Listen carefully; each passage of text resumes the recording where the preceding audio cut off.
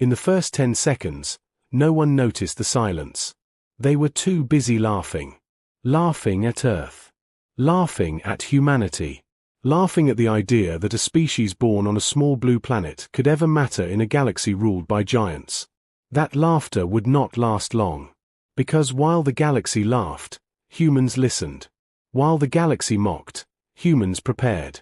And while the galaxy believed it understood humanity, it understood nothing at all. The galactic conclave orbited a dead star, its light long extinguished. The station was older than most civilizations attending the meeting. Its halls were carved from living crystal and reinforced with alloys no longer manufactured. Nearly 1,000 species were represented, each seated according to power, age, and influence. At the lowest tier sat the observers. Among them was Director Elian Cross, Earth's chief diplomatic envoy. He stood with his hands clasped behind his back, face calm, posture relaxed. To alien eyes, he looked unimpressive. Thin frame, plain uniform, no visible weapons, no ceremonial markings. Perfect. At the center dais, High Arbiter Vorak, a towering reptilian being plated in gold-tinted armor, struck the floor with his staff. The sound echoed through the chamber. Next agenda item, Vorak announced, his voice amplified across 1,000 translators. The Sol system requests associate defense status. A pause followed. Then the chamber erupted.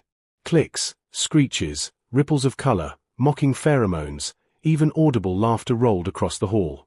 A few delegates made exaggerated gestures of disbelief. Associate defense status was not membership. It was not even respect. It was a basic protection agreement, usually granted to weak worlds that offered resources or strategic value. Earth offered neither. At least, that was what the record said. A floating being composed of light fragments drifted forward. Arbiter, it chimed, amusement clear in its tone. The humans cannot even defend their outer colonies. Why should the conclave waste ships protecting them? More agreement followed. Another delegate spoke, this one insectoid, its mandibles clicking. They have no capital-class warships. No advanced fleets. Their technology is creative, but crude. Laughter again. Director Cross did not react. He had heard worse. Much worse. High Arbiter Vorak turned his massive head toward the human delegation. Do you wish to respond, Director Cross of Earth? All eyes shifted to him. Cross stepped forward slowly. Yes, he said calmly. Thank you for the opportunity. The chamber quieted, not from respect, but curiosity. Humans were entertaining when they tried to sound important.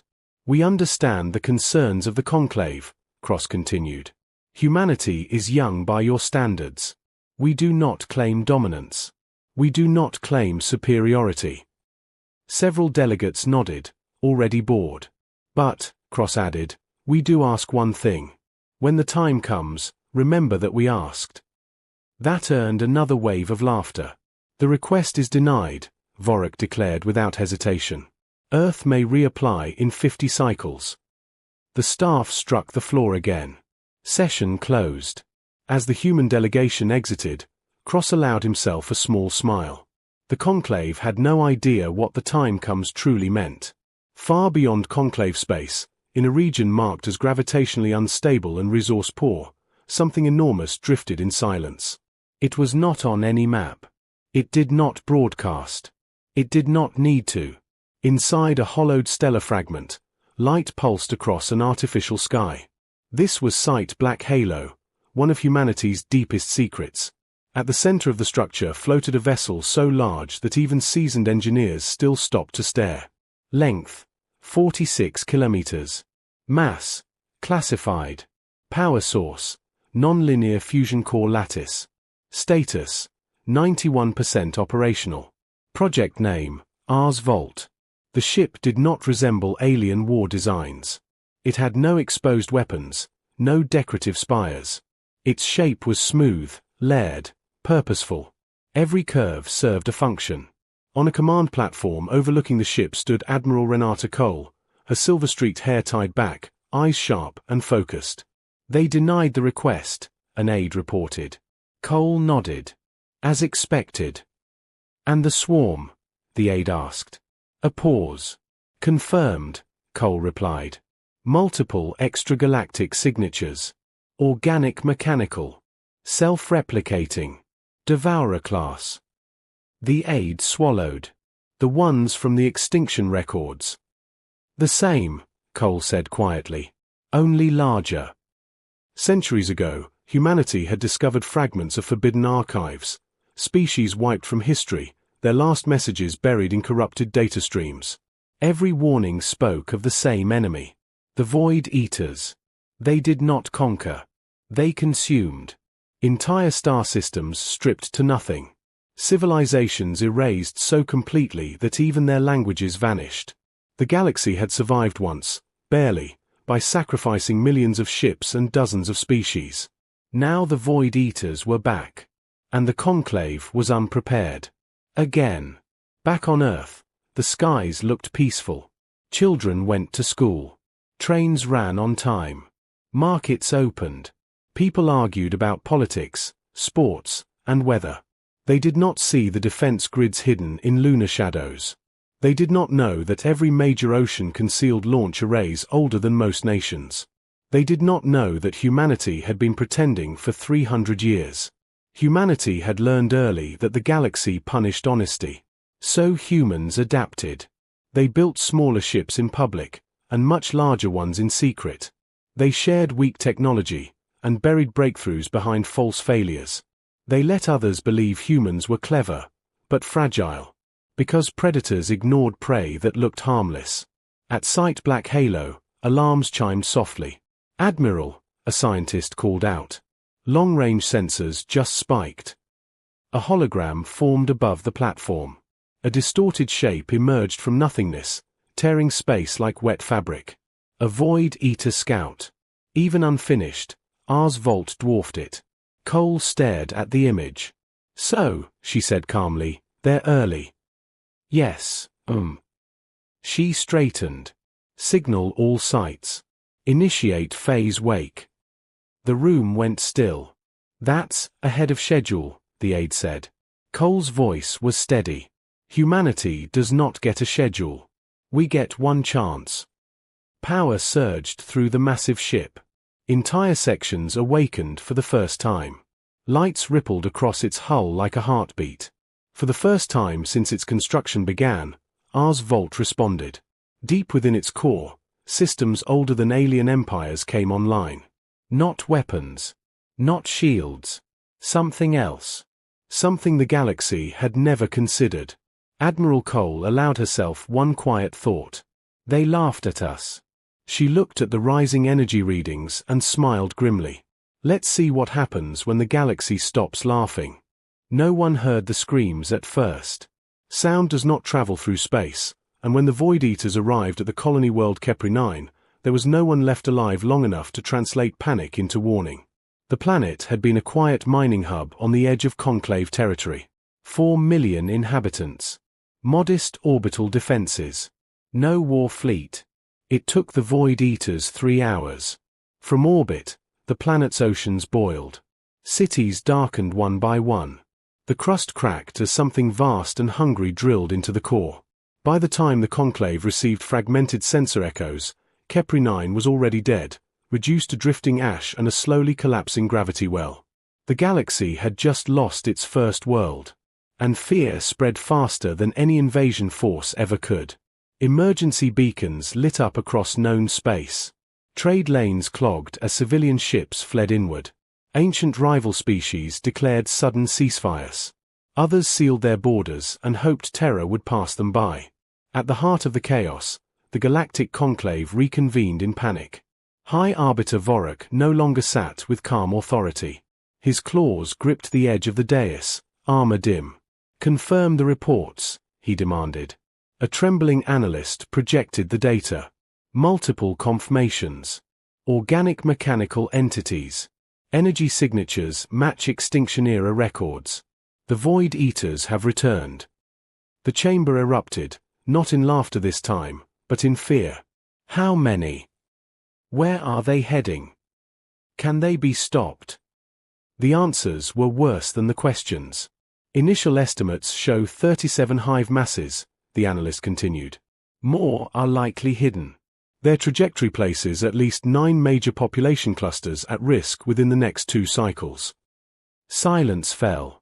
Then someone whispered the word no one wanted to say. Extinction. Far from the conclave's crumbling confidence, Admiral Renata Cole stood on the command deck of Ars Volt as the ship's internal gravity stabilized for the first time. "We're at 70% combat readiness," reported Commander Ilya Moreno, his voice tense but focused. "Core systems online. Adaptive frameworks responding." Cole nodded. "And the observers?" "Still nothing. As planned." That was humanity's advantage. No one was watching. The Void Eaters moved according to ancient instincts, seeking dense life, high energy, predictable defenses. They ignored empty regions. They ignored unimportant systems. They ignored Earth. For now. At a hidden relay station buried inside a rogue moon, Director Elian Cross listened as reports streamed in.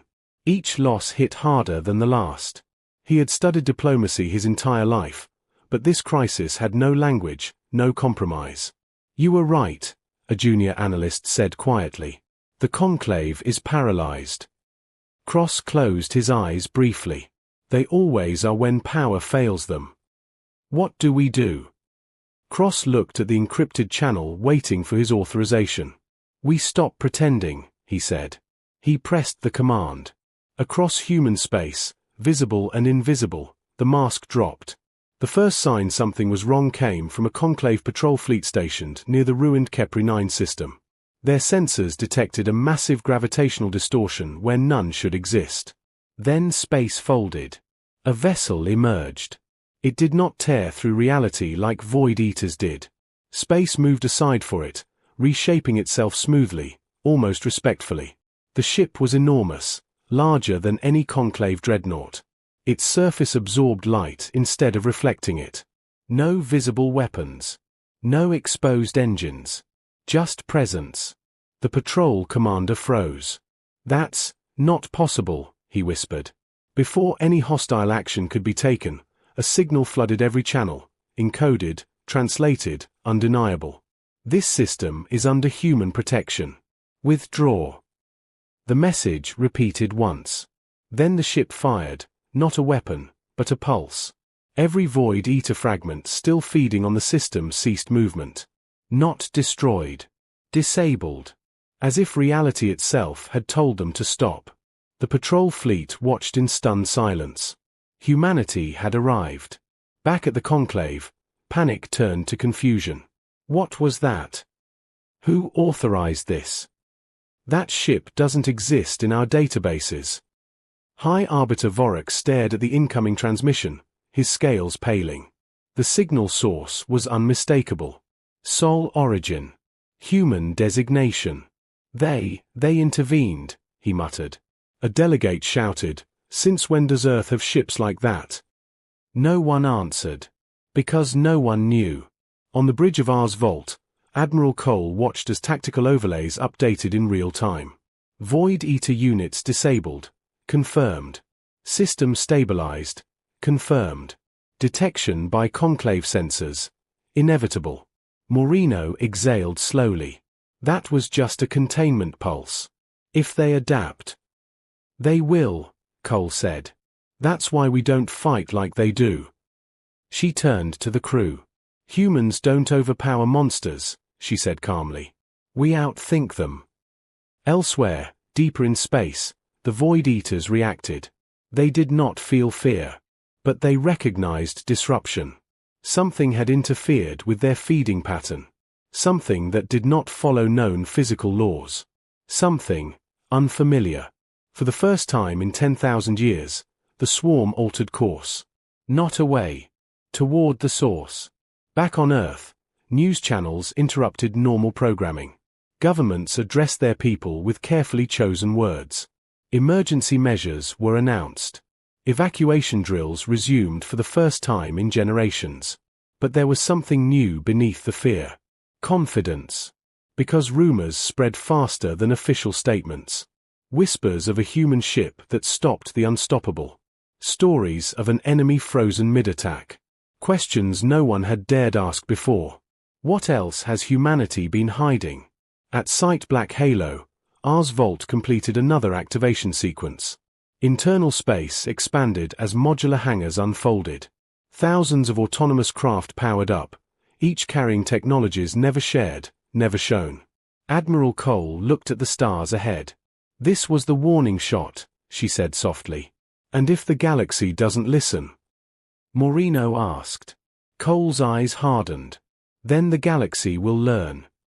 Far away, within the shifting mass of the Void Eater swarm, a signal passed through alien minds older than civilizations. The prey had changed. The hunt had begun. The galaxy demanded answers. For the first time in recorded history, the Galactic Conclave sent an emergency transmission not as a command, but as a plea. The signal was marked Priority Absolute, a classification used only during extinction-level events. It reached every recognized power, every major fleet, and, after a long, humiliating pause, Earth. Director Elian Cross watched the message play out in the secure chamber beneath Geneva Station. The hologram flickered, revealing High Arbiter Vorak. Gone was the gold-lit authority. Gone was the arrogance. Fear had stripped him bare. Director Cross, Vorak said, his voice tight. The Conclave formally requests Earth's presence in Emergency Council. Immediate. Cross folded his hands. Request acknowledged. He did not say accepted. When the human delegation arrived, the atmosphere inside the Conclave hall felt different. No laughter. No mockery. No dismissive gestures. Only staring. They had all seen the recordings now. The frozen Void Eater fragments. The impossible containment field.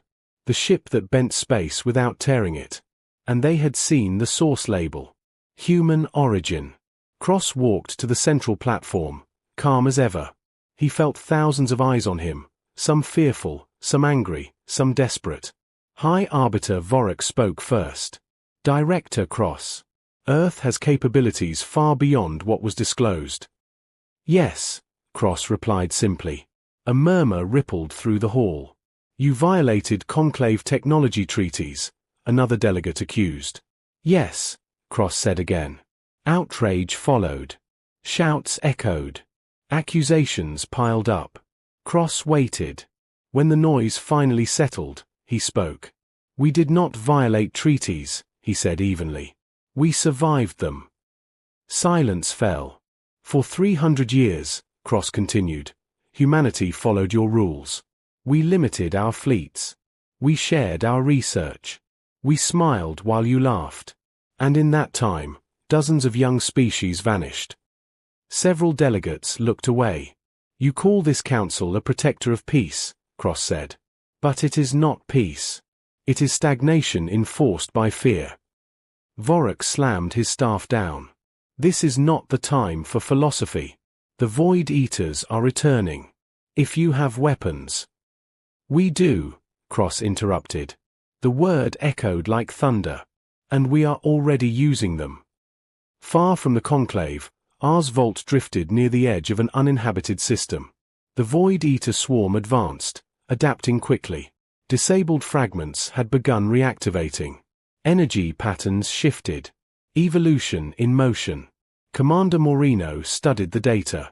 They're learning faster than expected. They always do, Admiral Cole replied. That's why we don't rely on one trick. She gestured, and the ship responded. Space around Ars Vault fractured, not violently, but precisely. Dozens of smaller constructs unfolded from dimensional pockets, each one a self-contained reality anchor. Human engineers had not tried to outgun the Void Eaters. They had rewritten the battlefield. Deploy Horizon Net, Cole ordered. The anchors activated. Suddenly, the Void Eater advance slowed, not because of resistance, but confusion. Distance lost meaning. Their swarm formations warped, stretched, folded inward. They were trapped inside human-designed space. They can't coordinate, Moreno said, astonished. They can, Cole corrected. Just not the way they're used to. Back in the Conclave chamber, the feeds went live. Delegates watched in stunned silence as the Void Eater swarm struggled against invisible boundaries. "What is that technology?" someone whispered. Cross answered calmly. "A question humanity asked long ago. What if the enemy's strength is their greatest weakness?" "You're manipulating space itself," Vorik said, almost in awe. "No," Cross replied. "We're respecting it." The Void Eaters adapted again. A massive hive mass surged forward, tearing through the horizon net by brute force. Smaller entities followed, burning themselves out just to create openings. "They're breaking through," Moreno shouted. Cole nodded. "As expected." She turned to another console. "Activate Phase 2. Ars Vault changed. Its smooth hull shifted, panels realigning. Energy signatures spiked, not outward, but inward. The ship wasn't preparing to fire. It was preparing to speak. A pulse rippled through space, encoded not as data, but as pattern.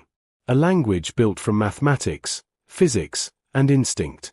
The Void Eaters paused. For the first time since their awakening, they hesitated. "They're listening," Moreno said. "They don't understand us," Cole said. "But they understand meaning." The pulse carried a simple message. "This hunt will cost you." Across the galaxy, sensors spiked. Void Eater movements slowed. Their advance fractured. Some units turned away, seeking easier prey. Others surged harder, angrier. "They've split," an analyst reported at the conclave. Cross nodded. "Predators always do when resistance appears." "What are you saying?" Vorik asked. "I'm saying," Cross replied, "that the galaxy doesn't need one defender." He looked around the chamber. "It needs to grow up." The room erupted, not in fear, but argument. "What does Earth propose? You expect us to trust you. You hid this from us." "Yes," Cross said. "We did." He raised his hand. "And now we're offering it." Silence returned. "We will share some of our defenses. We will help coordinate. But we will not submit to restrictions that keep the galaxy weak." Vorik hesitated. "And if we refuse?" Cross met his gaze. "Then humanity will still fight," he said. "We just won't wait for permission." On Ars Vault, alarms softened as the immediate threat stabilized. Moreno leaned back, exhausted. They backed off. "For now," Cole said. She stared at the stars ahead, toward the dark where more swarms waited. "They'll come back," Moreno said. "Yes," Cole replied. "But now," she added quietly, "they know we're not prey." Far beyond human space, deep within the Void Eater collective, something ancient shifted. They had encountered resistance before, but never intent. Never a species that did not simply fight, but planned. For the first time in their endless hunger, uncertainty spread. And uncertainty was dangerous. The galaxy did not unite overnight. Fear rarely creates unity. It creates hesitation, suspicion, and survival instincts sharpened by old grudges. Even with the Void Eaters pressing closer, many species still hesitated to trust the one civilization that had deceived them for centuries. Humanity understood this. Humans had survived their own history. In the Galactic Conclave Hall, the emergency session dragged on into its third cycle. Delegates argued, threatened walkouts, and accused one another of manipulation. Some demanded that Earth hand over its technology immediately. Others feared that doing so would simply replace one hidden tyrant with another.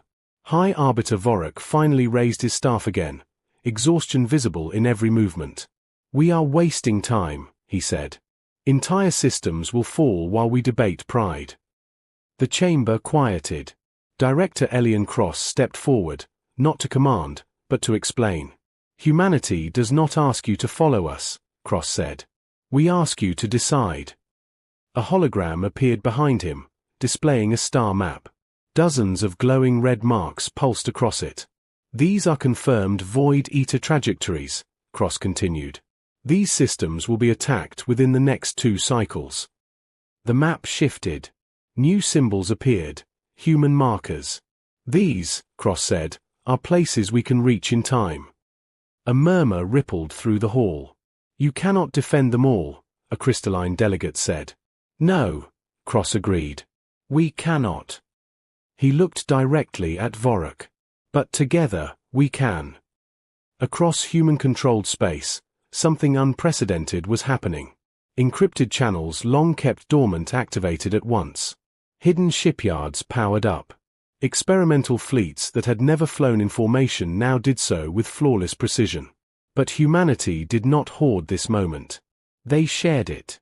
Data streams flowed outward, selective, controlled, but revolutionary. Defensive models. Predictive algorithms. Tactical simulations designed not to dominate, but to teach. For the first time, younger species were not given tools, they were given understanding. At a border system near the Zevran Reach, a mixed fleet assembled. Ships of 10 different species formed an uneasy line. Their designs clashed, organic hulls beside rigid metal frames, glowing energy sails beside crude armor plating. At the center floated a human command vessel, smaller than ours Volt but unmistakably related. Captain Mara Quinn studied the fleet readouts. They're nervous, her first officer said. They should be, Quinn replied. So are we. A signal flashed. Void Eater signatures detected. Incoming. The first combined battle in galactic history began without ceremony. The Void Eaters surged forward, tearing through space with their familiar hunger. Smaller entities broke off, testing defenses, probing for weakness. This time, they did not face chaos. They faced coordination. Alien ships faltered at first, their weapons poorly suited for targets that ignored shields and adapted mid-impact. Then human guidance systems kicked in, not overriding control, but suggesting vectors, timing, restraint. Wait, Quinn ordered calmly. Now. The fleet fired, not in panic, but in sequence. Energy fields overlapped. Gravity wells pulsed in rhythm. Void Eater fragments collided with manipulated space and tore themselves apart. They adapted. Human systems adapted faster. They're losing cohesion, someone shouted. They're retreating, another cried. For the first time in recorded history, a Void Eater force withdrew from a defended system. Cheers erupted across the mixed fleet, not loud, not triumphant, but disbelieving. They had survived. Back aboard Oz Volt, Admiral Renata Cole watched dozens of such engagements unfold across the tactical display. They're learning, Commander Moreno said. So are we. Cole nodded. And so is the galaxy. She focused on a new contact emerging from deep space, larger than any previous hive mass. That one's different, Moreno said quietly. Yes, Cole replied. That one's thinking. At the conclave, the mood had shifted. Delegates who once mocked humanity now argued over how to work with them. Ancient powers that had enforced stagnation suddenly found themselves behind. High Arbiter Vorak addressed the hall. The conclave will vote, he said. Not on Earth's membership, but on survival cooperation. The vote lights appeared. This time, red lights flared. Not unanimous. But enough. Cross closed his eyes briefly. Motion passes, Vorak said. Earth is recognized as a strategic equal. The words echoed. Humanity had not demanded respect. They had earned it under fire. Far from politics and councils, ordinary humans felt the change in quieter ways. Civilian networks buzzed with half-released truths. Veterans recognized patterns. Scientists cried when long-suppressed theories were suddenly confirmed. And somewhere on Earth, a young student stared at the stars and realized the universe was not just something humans survived. It was something they shaped. The Void Eaters did not feel anger, but they recognized escalation. More hive masses turned toward human-influenced space. Patterns emerged, targeting command nodes, attempting to disrupt cooperation. They were no longer hunting prey. They were challenging a rival. On the bridge of Ars Volt, Cole straightened as alarms shifted tone. Multiple high-mass signatures, Moreno reported. Converging. How many? Cole asked. Moreno swallowed. Enough to end the war either way. Cole looked at the stars, at the fragile lights of countless worlds now depending on one species that had hidden in plain sight. She activated a secure channel. "Signal all Allied fleets," she ordered. "Initiate final preparation phase." A pause. "This next engagement," she continued, "will not be about defense." Moreno looked at her sharply. "You mean?" "Yes," Cole said. "We're taking the fight to them." Deep within the core of Ars Vault, systems no alien had ever imagined completed their final synchronization. Not weapons of destruction. Weapons of decision. The kind that ended wars by changing the rules forever. Humanity had spent centuries pretending to be weak. Now, with the galaxy watching and extinction approaching, they would show something far more dangerous. They would show restraint, backed by unstoppable power. And the Void Eaters were about to learn the difference. The moment humanity crossed the line from defense to offense, the galaxy went quiet. Not the quiet of fear. The quiet of attention. Across thousands of systems, fleets slowed. Sensors focused outward. Civilizations that had never agreed on anything found themselves waiting for the same outcome. Because for the first time in known history, someone was not reacting to extinction. They were challenging it. The void beyond mapped space was not empty. It was wrong. Stars thinned, light bent strangely, and long-range sensors struggled to make sense of what lay ahead. This was the region where ancient records ended, where entire civilizations had vanished without trace. At the center of the advancing human formation, Ars Vault moved with deliberate calm. Admiral Renata Cole stood at the command dais, hands behind her back, eyes fixed on the forward display. Around her, officers worked in controlled silence. No shouting. No panic. "We've entered their territory," Commander Moreno reported. "Void Eater density increasing." Cole nodded. "Status of Allied fleets." "They're holding formation," Moreno said. "Some hesitation, but they're still with us." Cole allowed herself a brief smile. "That's all we need." The first contact was not an ambush. It was a greeting. A massive hive structure emerged from the darkness, larger than anything encountered before. It was not shaped like a ship or creature. It was shaped like accumulation, layers of consumed technology and organic matter fused into something vast and ancient. The Void Eater Prime. It did not attack immediately. Instead, it broadcast. Not words. Intent. Across human sensors, patterns emerged, echoes of previous wars, extinct species, civilizations erased down to their last thought. The message was clear. "You are food. You will end." Several Allied ships wavered. Captain Mara Quinn felt it even through hardened neural filters, a crushing certainty that resistance was meaningless. Then the human channel opened. Admiral Cole's voice carried through every Allied fleet, steady and human. "You are not wrong," she said. "We are food." The pause that followed was heavy. "But you forgot something," Cole continued. "We learned how to choose what we become." Ars Vault moved forward alone. Allied fleets held position, watching as the massive human vessel drifted toward the Void Eater Prime. Energy readings spiked across enemy formations. "They're charging," Moreno warned. "I know," Cole replied. "They always do." "Admiral," an officer said carefully, "if this fails." "It won't," Cole said. "Because we're not here to destroy them." The officers stared. "Then what are we doing?" Moreno asked. Cole turned, eyes sharp. "We're ending the cycle."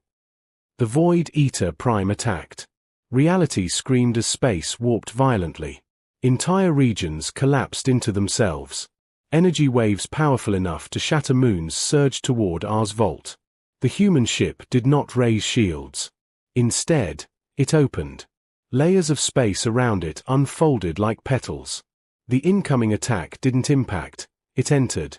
And vanished. Across the galaxy, sensors spiked wildly. "They absorbed it," someone whispered over an Allied channel. "They absorbed the attack." "No," Cole said calmly. "We redirected it." Within the core of Ars Vault, systems older than alien empires executed their final sequence. Humanity's greatest weapon activated. Not a cannon. Not a bomb. A choice engine. The pulse that followed did not explode outward. It spread. A wave of structured possibility moved through the Void Eater formations, interacting with their adaptive biology at a fundamental level. They had evolved to consume. They had never evolved to decide. The wave forced something new into their systems, an irreversible fork. Continue consuming, or stabilize. Predators do not hesitate. But systems do. The Void Eaters faltered. Across the battlefield, hive structures slowed. Smaller entities drifted, confused. Patterns broke. Coordination collapsed. "They're stopping," Quinn whispered from her bridge. "They're being forced to choose," Moreno said, disbelief in his voice. Cole watched the data scroll.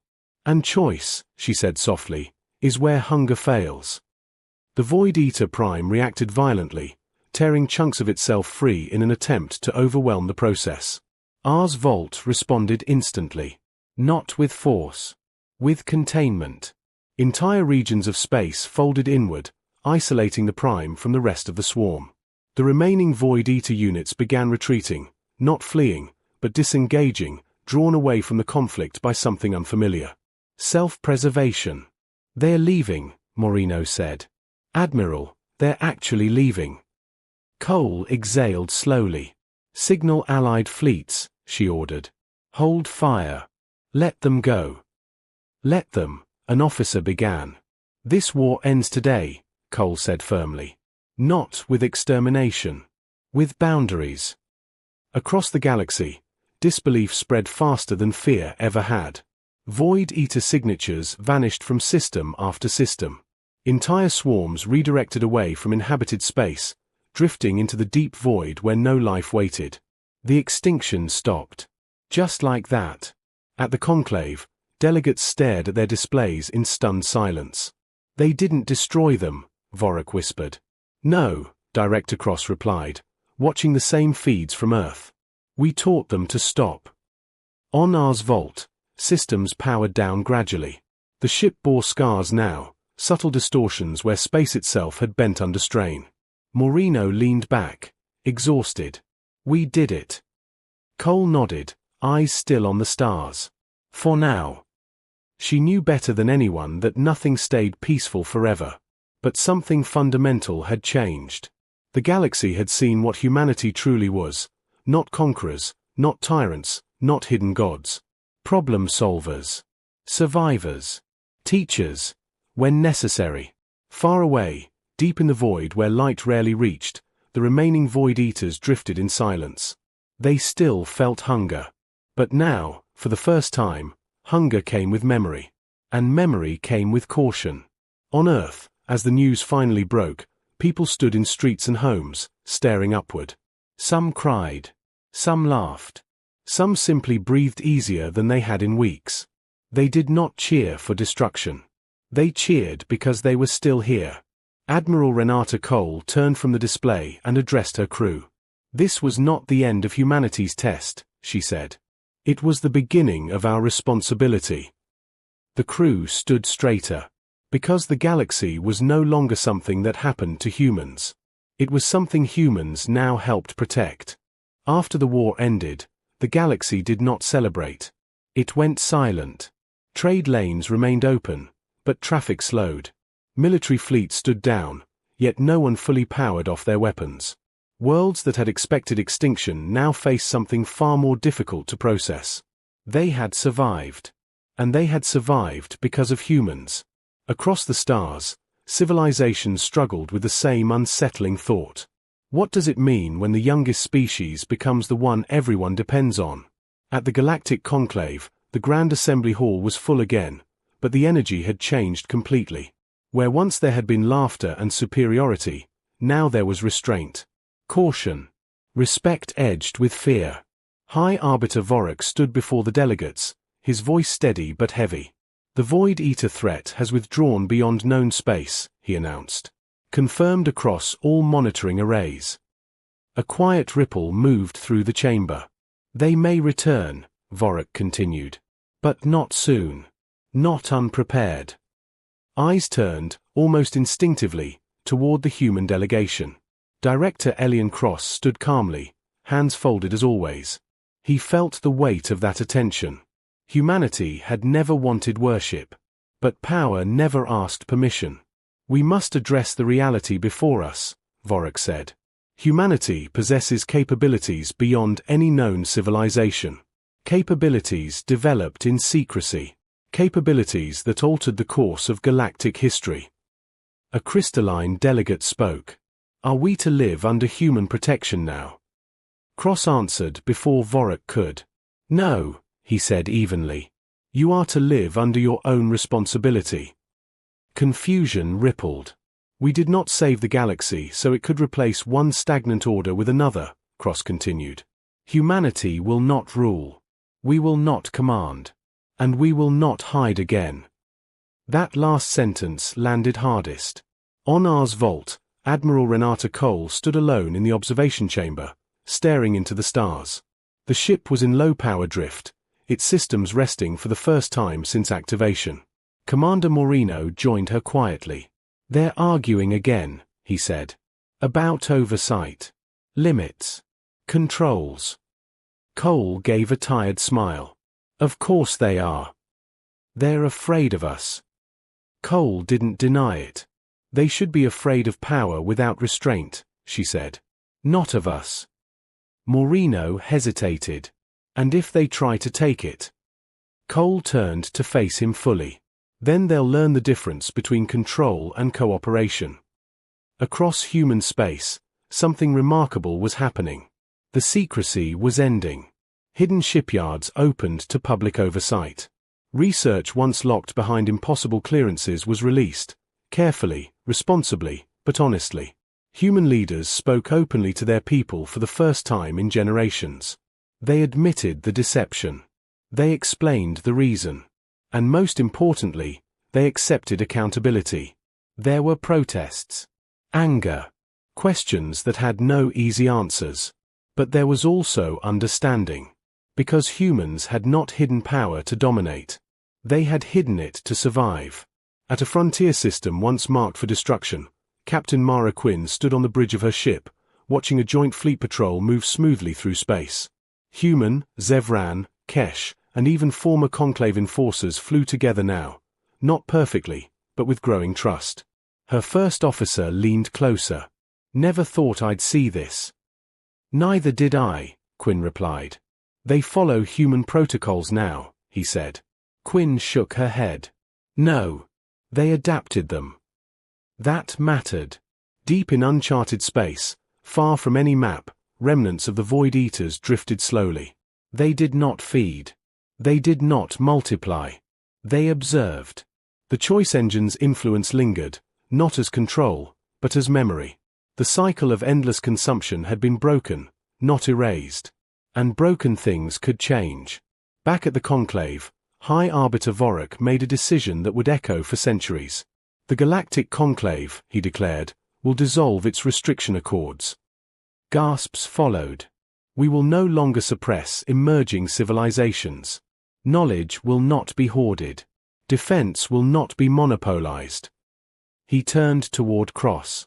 Earth has shown us what stagnation costs. Cross inclined his head slightly. And what growth demands. Later, in a private chamber, Vorik spoke quietly to Cross. You could have ruled us, the Arbiter admitted. Yes, Cross said. We chose not to. Why? Cross considered the question. Because humanity remembers what it's like to be small, he said. And because the galaxy doesn't need a master. Vorik nodded slowly. It needs guardians, he said. No, Cross corrected gently. It needs partners. On Earth, life slowly returned to normal. Children still went to school. Markets still opened. People still argued over small things. But when they looked up at the night sky, they no longer felt insignificant. They felt connected. Humanity was no longer hiding in the universe. They were standing in it. On Ars Vault, Admiral Cole prepared to step down from active command. The ship would remain, silent, watching, waiting, but its purpose had changed. Moreno looked at her. "Do you think the galaxy will remember what we did?" Cole smiled faintly. "No," she said. "They'll remember what we didn't do."